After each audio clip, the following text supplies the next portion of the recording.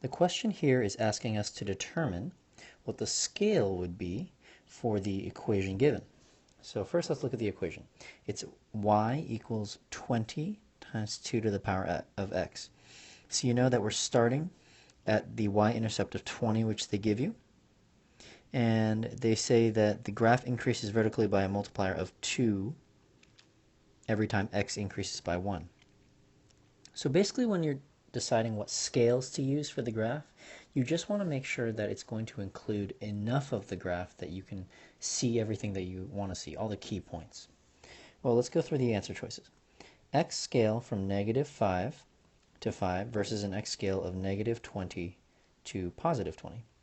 Well, the 5 to 5 is actually going to be enough here because we're only moving over one at a time on the x scale, whereas you know that you're starting, for example, at 20 on the y-axis, so it's much, much bigger. So let's go ahead and start with A, and we'll choose that as one of our answers. So we're not going to use -20 to 20. That's a little too big and would make the graph look a little small.